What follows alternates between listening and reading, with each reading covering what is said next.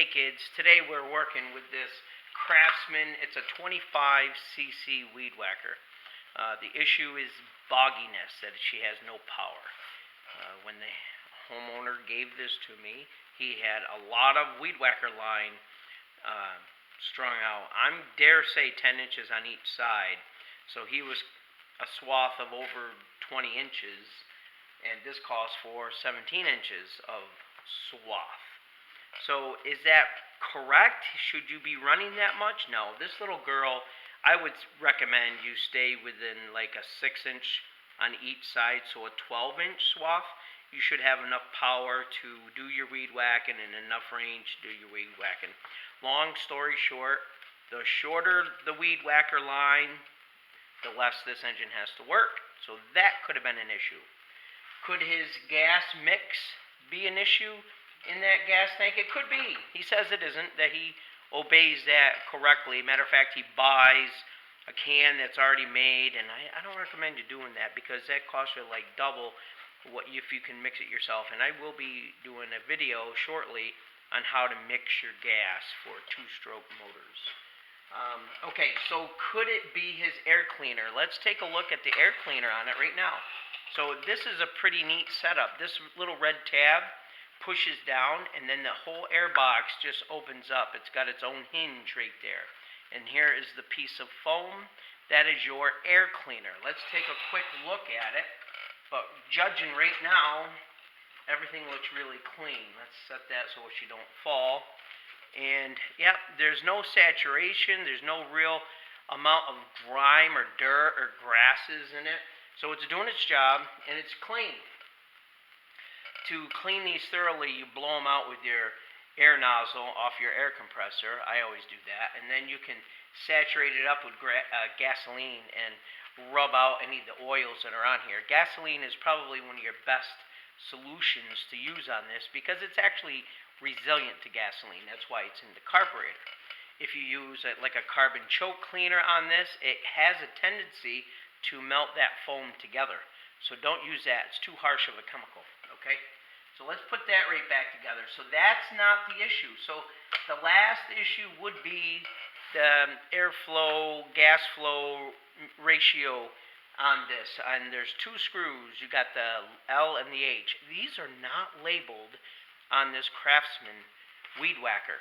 So it's not common knowledge. Maybe if you look in your manual, I've never looked in the manual, but I actually know that it's the low is on the inside, the high is on the outside toward the air cleaner. So we're going to get right to it. I'm going to show you how to reset your carburetor. So on the bottom there's a nice chrome looking plate. Above that are the two screws. You'll see two inserts, and that's where you need your 21 splined screwdriver. And I really recommend, highly recommend, that you buy this tool kit. This kit can be bought on Amazon.com, and you can get 8 different screwdrivers for 8 different carburetors that you can adjust the air gas flow mix ratio screws. So, yep, what you pay for this kit, you can buy this for alone. So it only makes sense to buy the whole kit, right? Get more bang for your buck. So I can't really show you.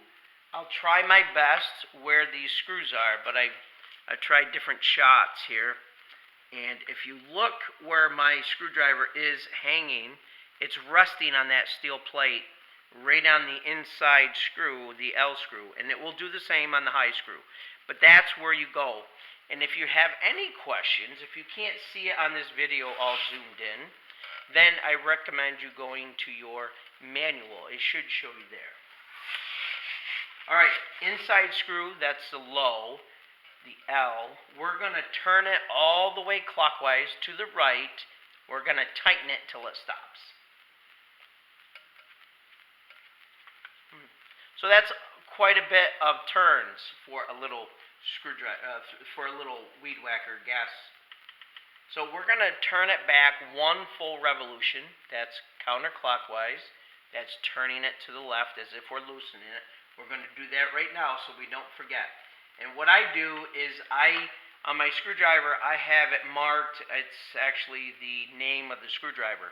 And I put it on top, and then I turn it back one full revolution until that's back on top again. Then I know I hit one full revolution. Now I'm going to tighten the high end. That's the one closest to the air cleaner, farthest from the engine. So that's a ridiculous amount of turn. So I'm pretty confident that his ratio was off. Okay, so we're going to turn it back now, one full turn counterclockwise.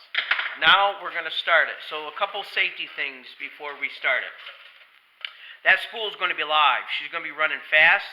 So if you're in a building, which it should be properly ventilated because we're going to be putting some parts per million of carbon monoxide into the atmosphere, so you want as much oxygen in your building as possible. I have a ventilation system right here in my building, so I'm pretty well set.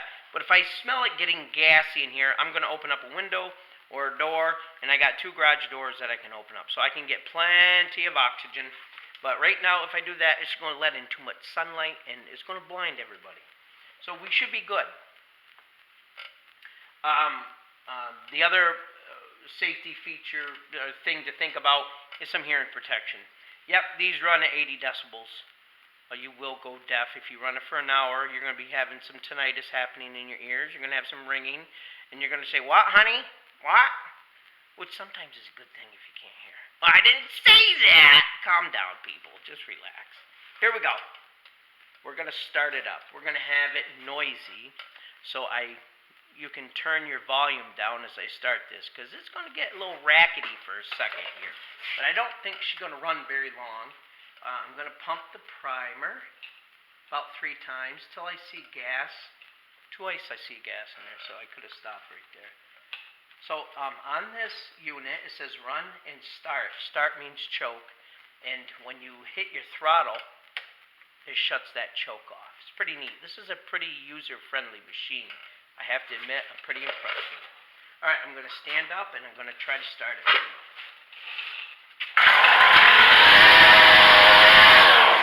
Okay, so when I give it the gas, she died right out. That's expected, right? So we're going to have to play with it a couple times. I'm going to put my screwdriver with the name up. I'm using the high flow ratio screw to the outside. That's the one on the outside. And I'm going to turn it a half a turn. There we go. Half a turn. I don't expect it to run. I have a feeling I should go a full turn or more. Okay? So I might have to do this a few times. Bear with me. But you're going to be going through the same thing.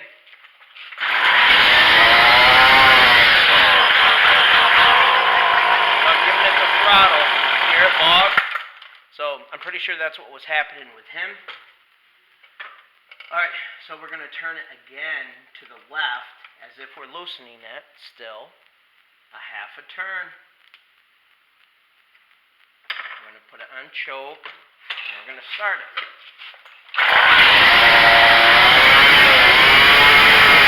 Not bad, but we got these things squeaking now, okay? You can hear the RPM get to the maximum, and then this idle's too high right now. I can see it, the spool's going really fast.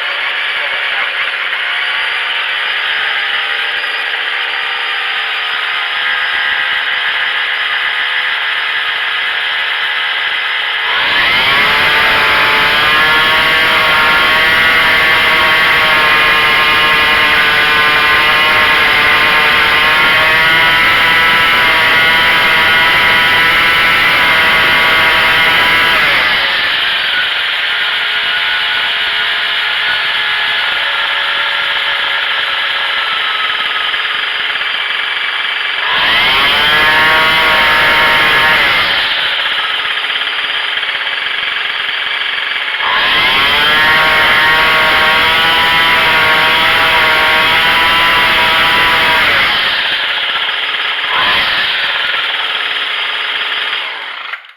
Okay, it was that simple and that quick to do. So we did that in 9 minutes. And if I wasn't talking the entire time, it'd probably be done in 5 minutes. So you can fix it too in 5 minutes, probably. Anyhow, remember this too. Your on and off switch is spring loaded. So it's always on the on position. You have to hold it to stop it, which is pretty handy too. When you go to start it, you can never start it in the off position. And I like that. It's a very user-friendly machine. So a lot of people own these, and I can see why. I might end up owning one too. Pretty cool. Anyhow, if you like my videos, don't be afraid to share them with other people. And you may consider subscribing. Just a thought. And also, let's be safe. Let's always ventilate and make sure there's no debris on the ground or any tripping hazards that you have anyhow while you're working in your shop. Always be safe. I appreciate your participation. Have a nice day.